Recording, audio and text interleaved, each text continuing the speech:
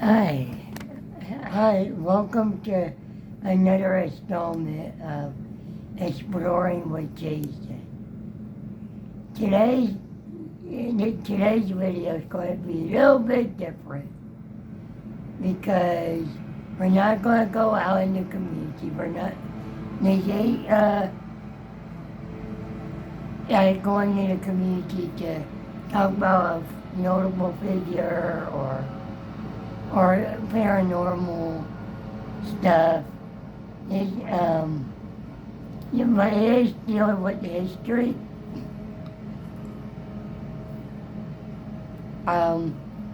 As you all know, that many of our World War II veterans are dying every single day, and oftentimes their stories most often are not even heard, whether it's lost in history. Many of these veterans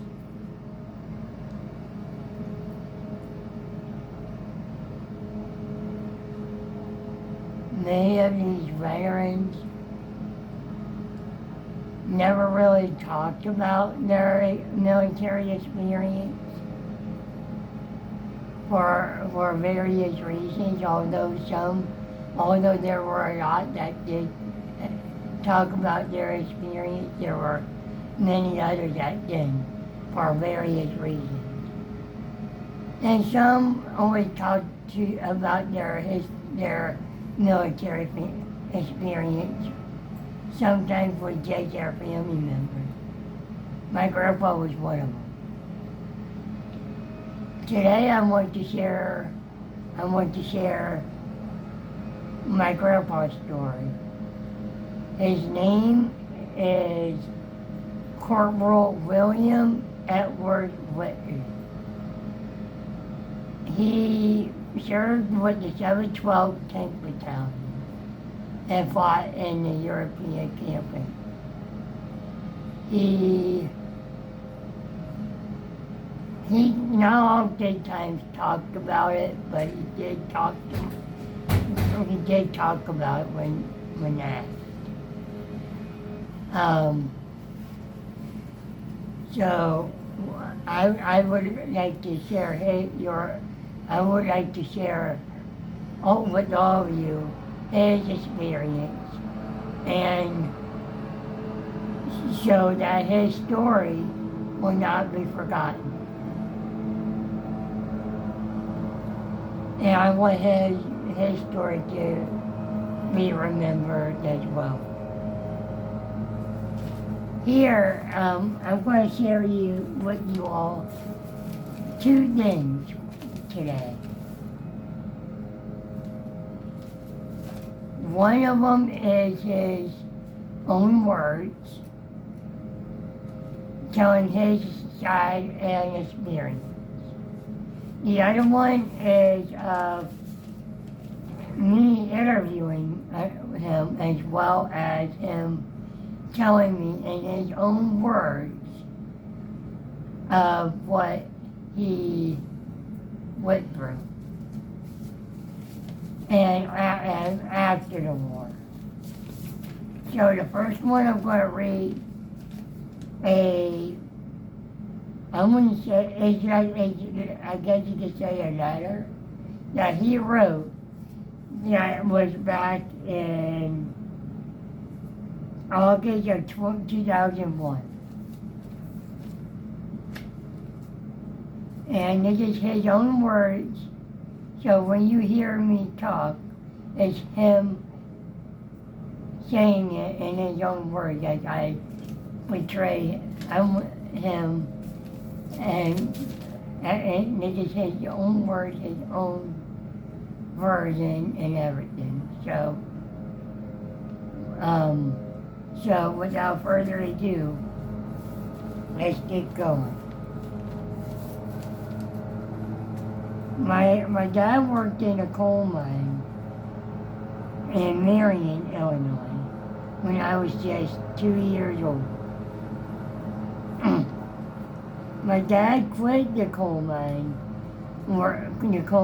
work, and decided to go back to farming, as he thought that that it was his occupation before he worked in the before he worked in the coal mine.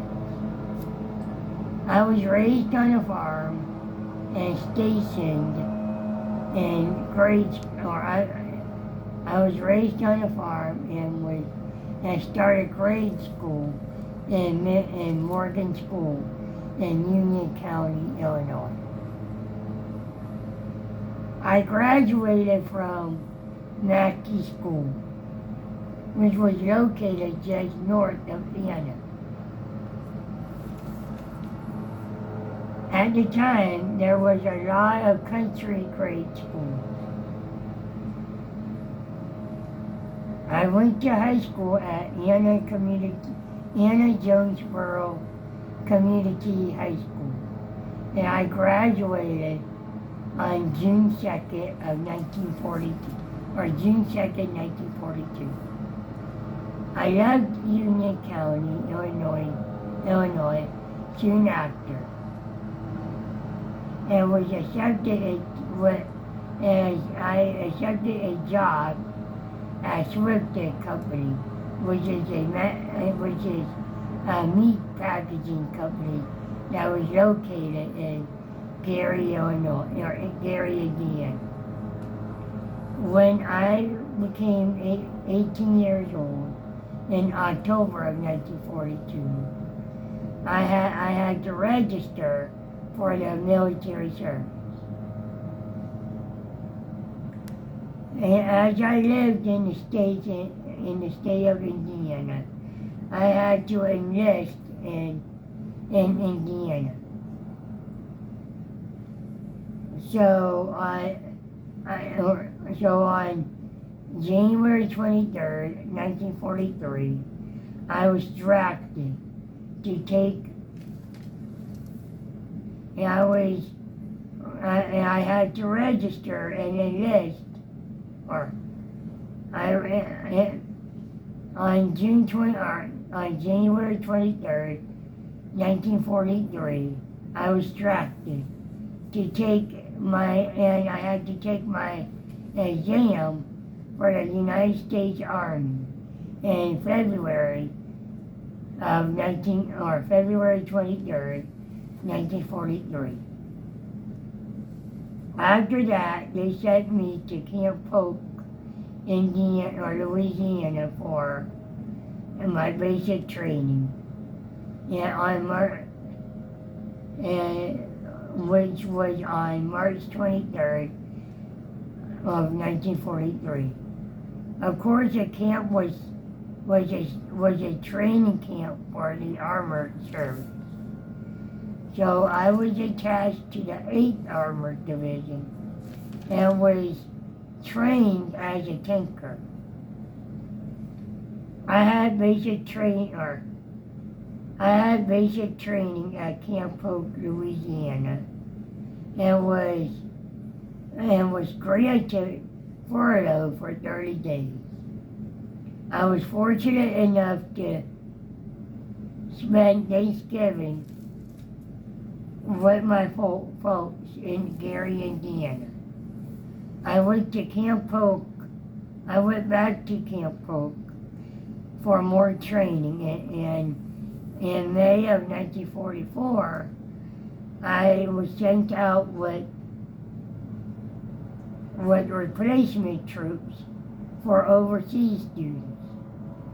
I was stationed at the POE in New York for 3 weeks, and we were not allowed to have any relatives to come to visit any soldiers, as we might be shipped out at any time. So we were only allowed a 24-hour pass to visit the outside. I, along with other replacement troops, set sail on a ship named New Amsterdam, which was at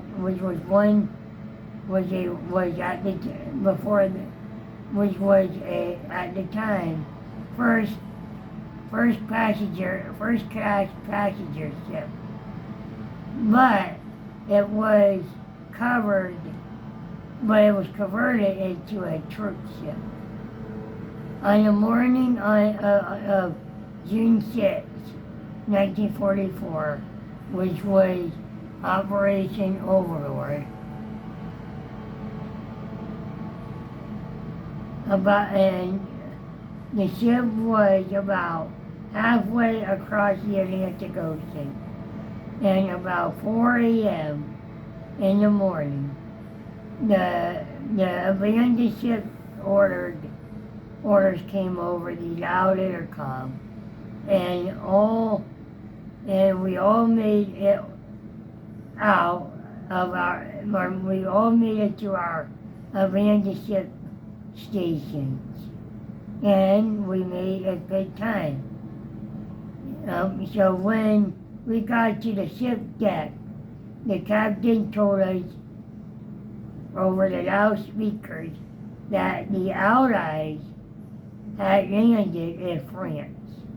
After that, we had no idea where we were going to be at, and we had to be docking. But we landed in Scotland and traveled by train to South Central England for more training. They were going to try to train me and teach me infantry with a M1 rifle. However, I told them that I was trained in the States as a tanker. In August of '44, they loaded all our outfits, which we were all replacement troops, onto the LST boats, which was a landing ship, which was to set sail from Southampton, England, for France.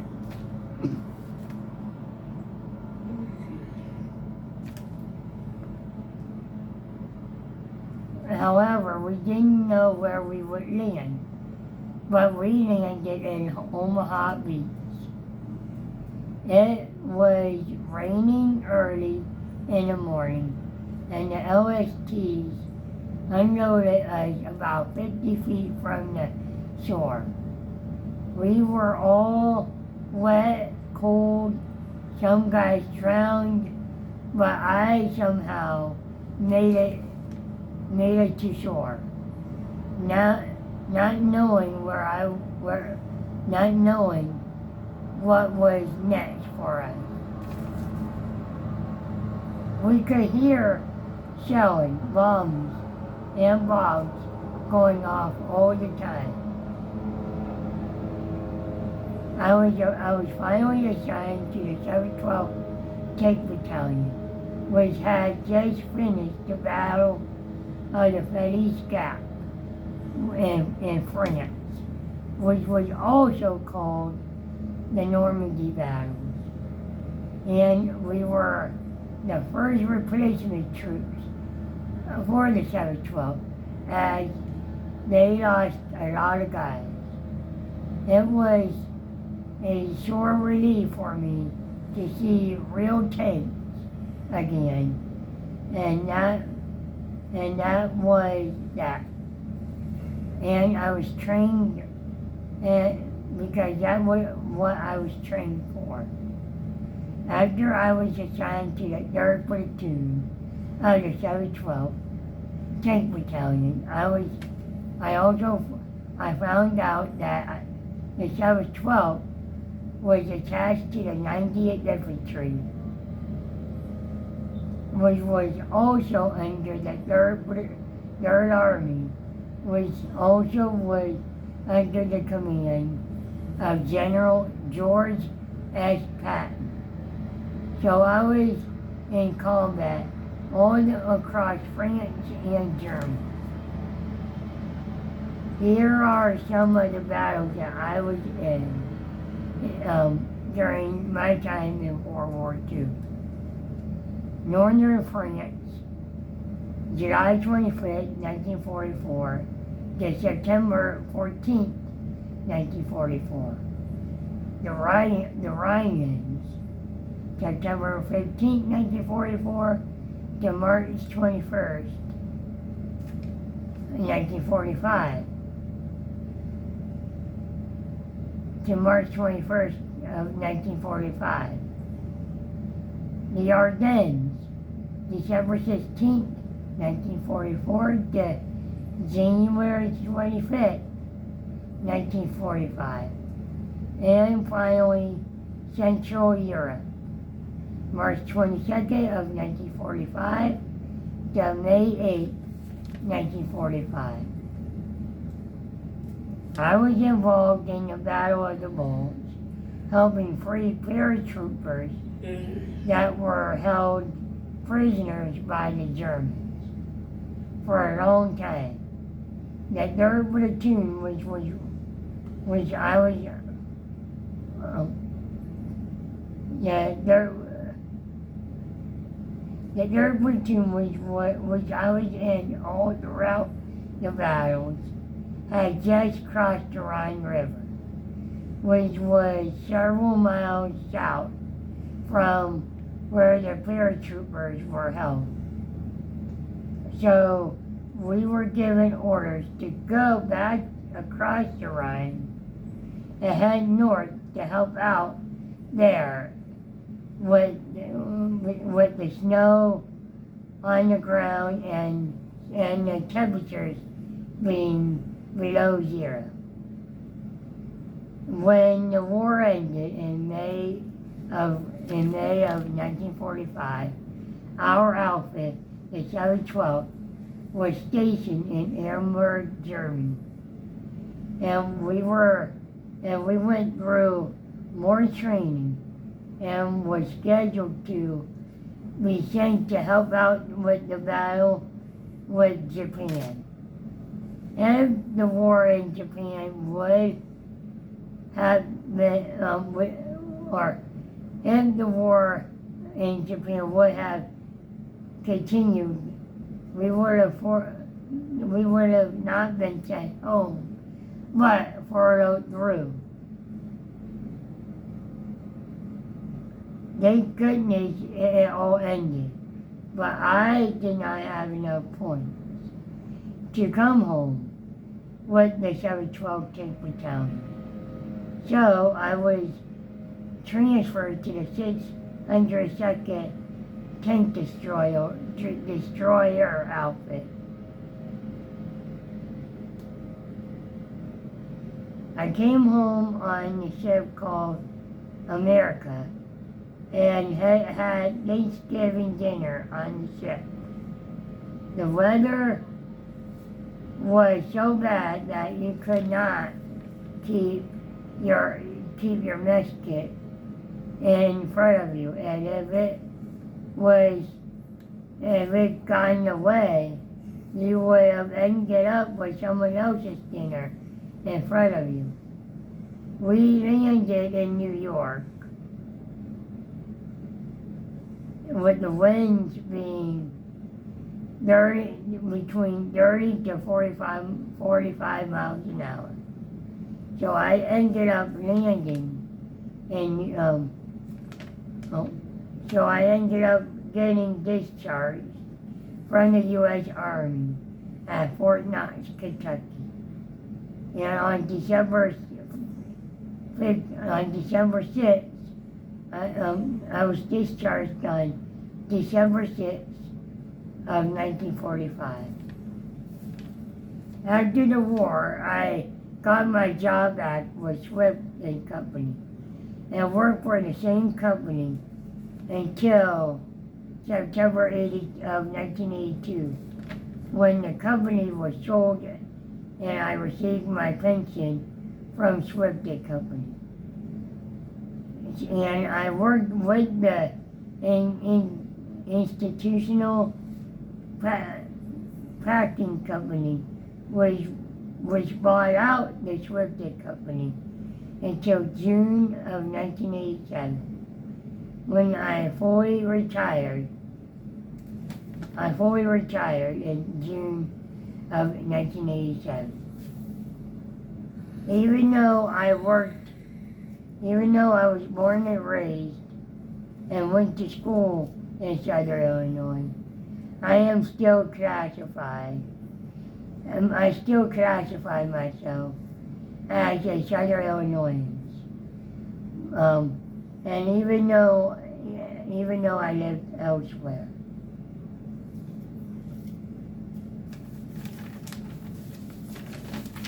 So that was his own words throughout the story. So this is me interviewing my grandpa, and some of what I mentioned in the video already is going to be repeated. Some won't be repeated.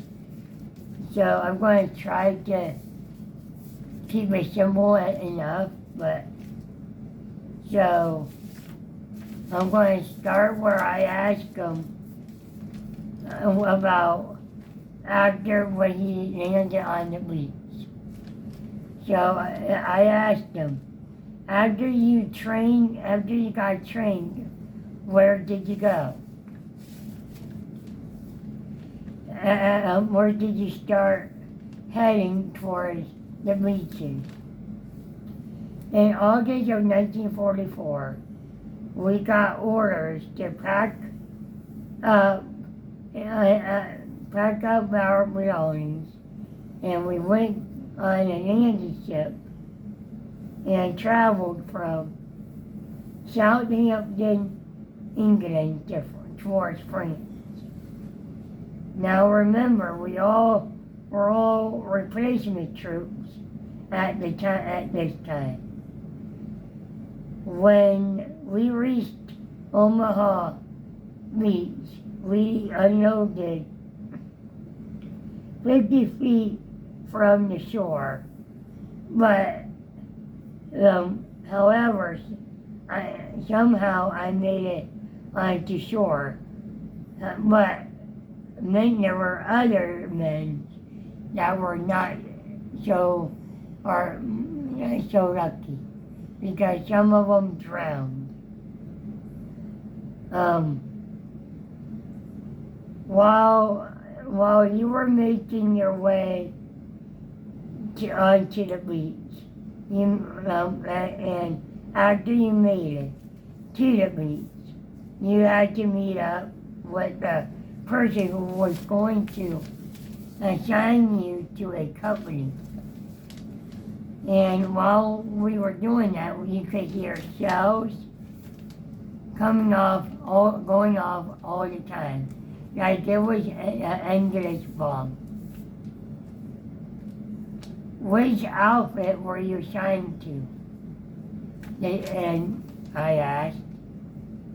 I was assigned to the 712th 10th Battalion, which you guys already know through his story. I asked him which platoon were you in, and he said he was in A Company, 3rd Platoon. I asked him, what was your job in the tank? My grandpa responded by saying, I was a loader throughout the duration of the war, but I was also a gunner at the end of the war. Were you ever wounded? Grandpa goes, matter of fact, I was, but it wasn't from a shell or anything. I asked Grandpa, how did you get injured? Grandpa goes, it's a funny story.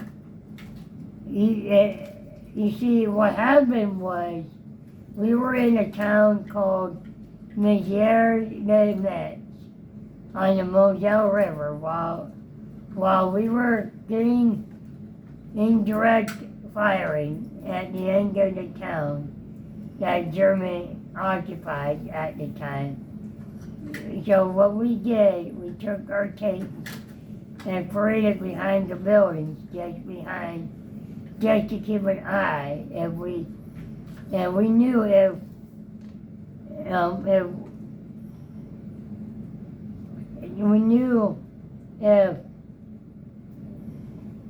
we knew if it took our tanks, we knew that if the Germans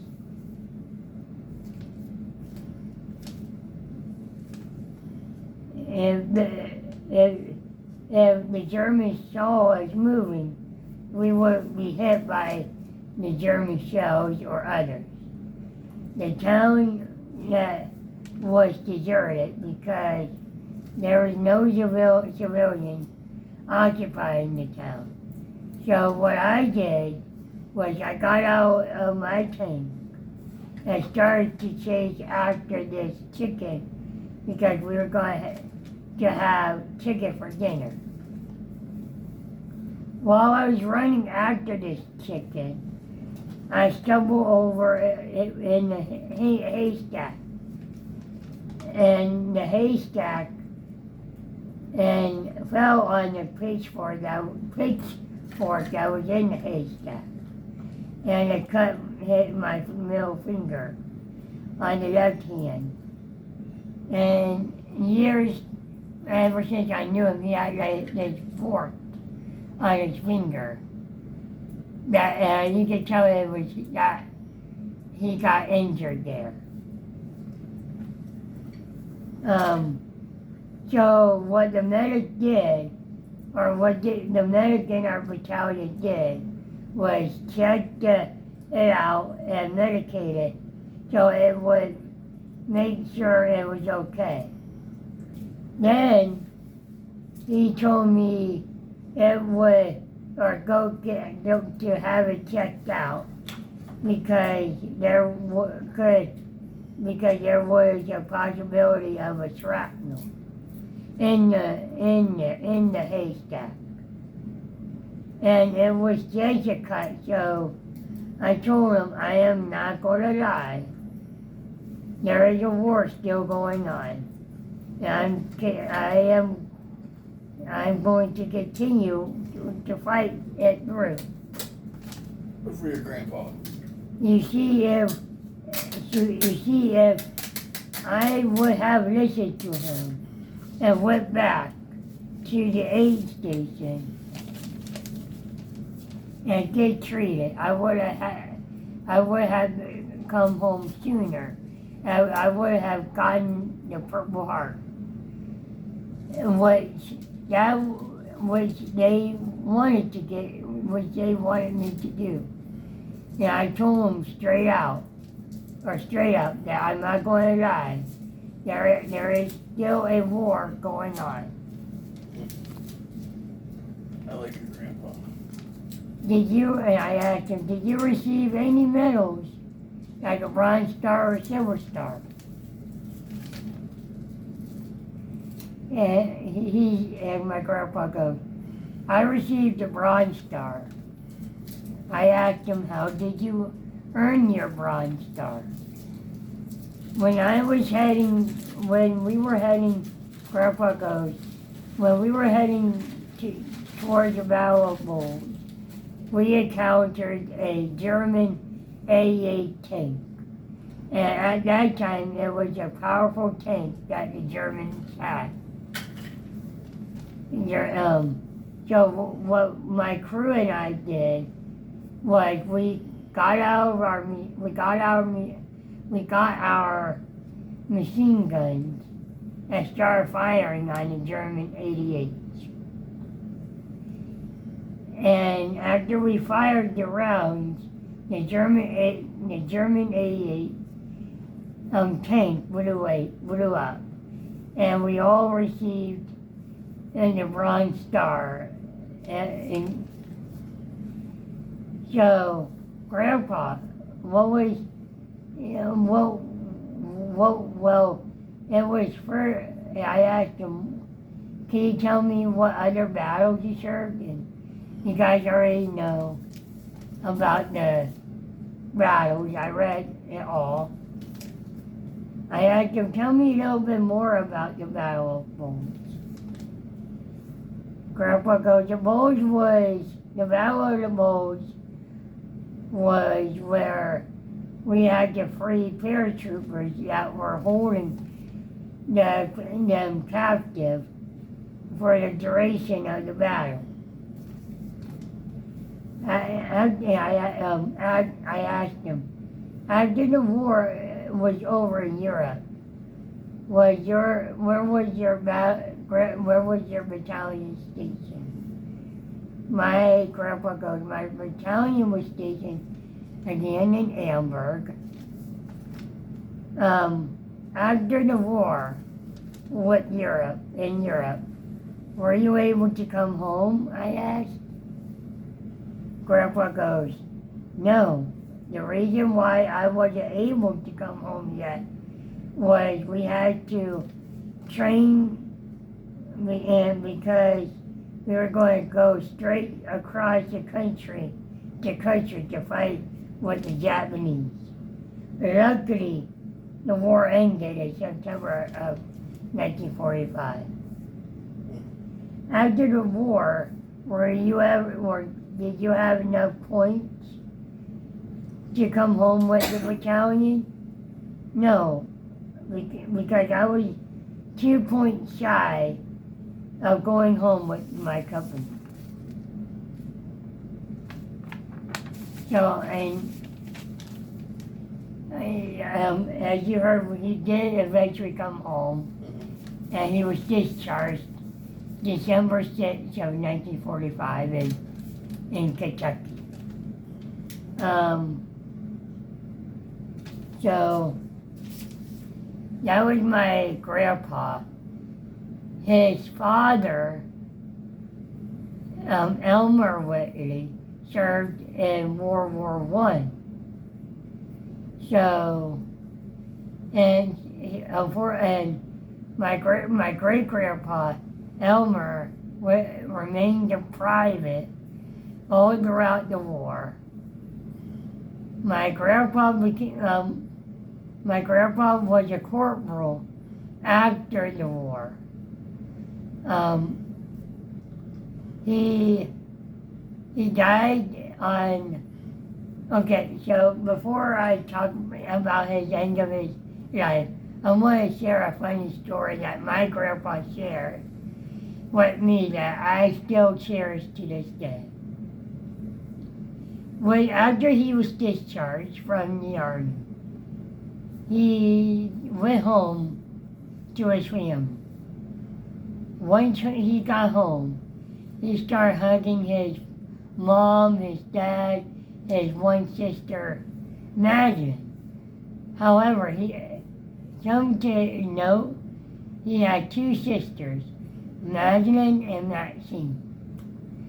So, when my grandpa left, my Aunt Maxine, who was the youngest of the three, was still a child or a teenager. But however, when he came home, he recognized Madeline, he recognized my great-grandpa, he recognized my great-grandma. However, when it came to Maxine, he didn't recognize. The reason why he didn't recognize her, and the funny thing happened was, my great-grandma Cora goes, Bill, are you going to hug your sister Maxine? He was looking all over for Maxine. Little did he know She grew up a young lady as an adult, and he did not recognize her. And so he did hug her eventually and everything. But I'm going to share that funny story that I thought it was remarkable. Coming home to them, recognizing everyone in the family except for one sister. And it took my great grandma to tell him, hey, you remember, don't forget to hug your sister Maxine. Because, like I said, when he went to war in 42, or 43 and 44, he did not, she was like a little teenager or vice versa. And when he came home, he didn't recognize her. That was a remarkable story I wanted to share about him. My grandpa married my grandma Ruth in 1945. And my grandma and grandpa moved to this building in 2002.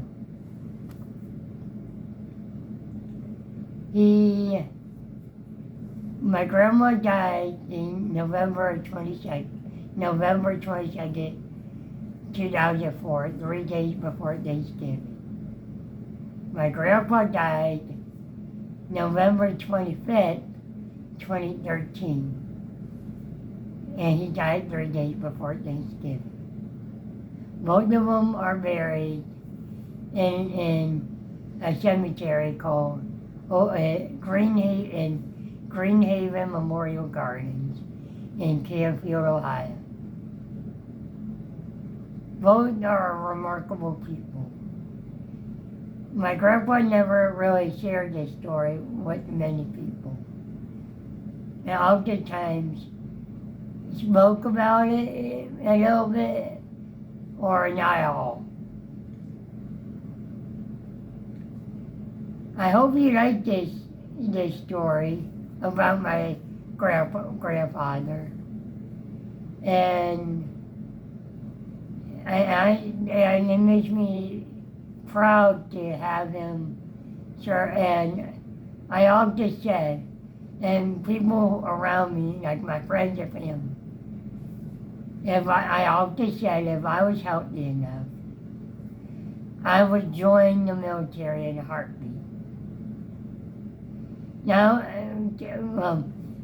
because my family, not only on my mom's side of the family, but my father's side of the family, is so enriched in military that if I was healthy enough, I would follow in their footsteps and carry that generation. However, due to my disabilities and everything, physical disabilities, I am not able to join the military. But many people know where my heart is. And I have a good heart and everything. With that said, I hope you enjoyed this video. And I encourage other family members to share their loved one's story that served in the war. Because many of them, these men and women who fought in the war, are dying rapidly every day.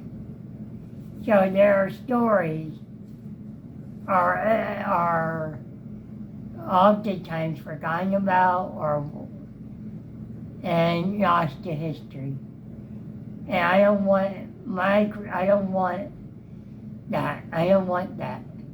And that's why that's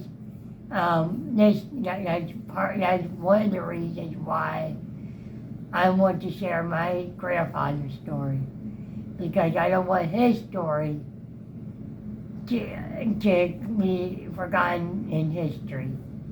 And I want his story to be an inspirational story and encourage others, and knowing that he was a remarkable person.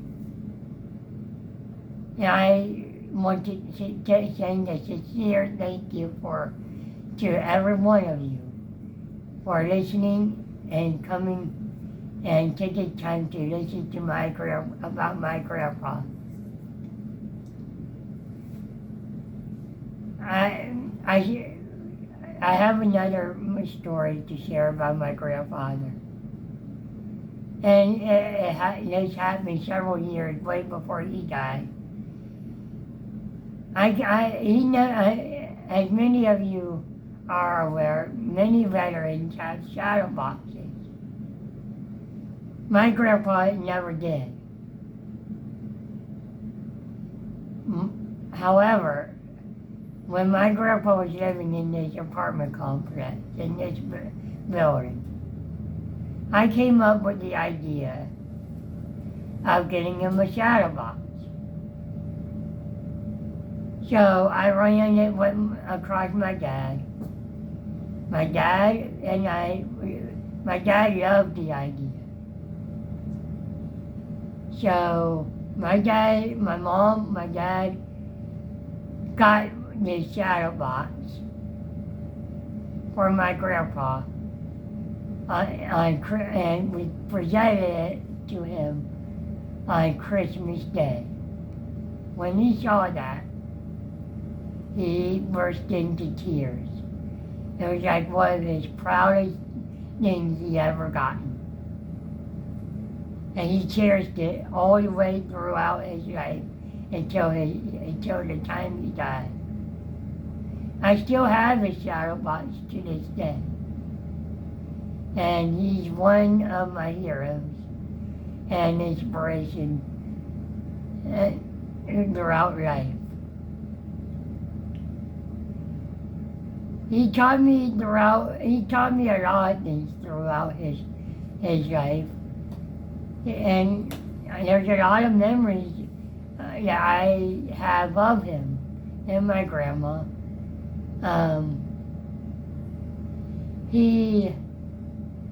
I know he would be proud of this. Most definitely proud of this. I know he would say, "Well done, Jason." I was very close to my grandparents on my mom's side.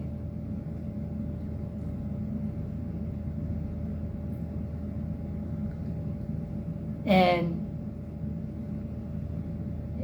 I miss him every single day. I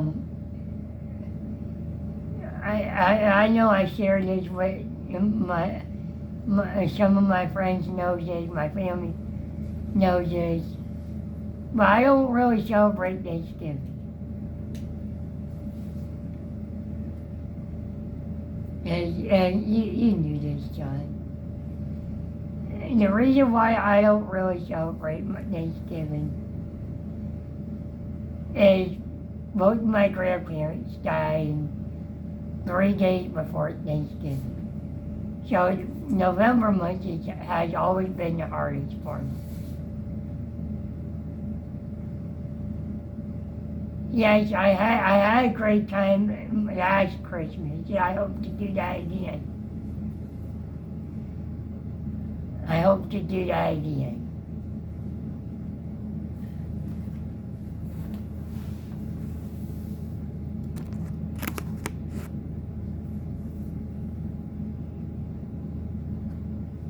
I hope to do that again where I spend Thanksgiving with my friends. But at the same time, I'm really blessed that I got to know this man. He was a wonderful person. And I hope this video touches people and inspire people. And now, or more than And I hope it inspires people more ways than one. I want to thank you for taking the time and listening to me and sharing my grandpa's story. If you like what you hear and what you see, turn your notification on, share, subscribe, and share with your friends. And I look forward to seeing you on the next adventure. Thank you and God bless.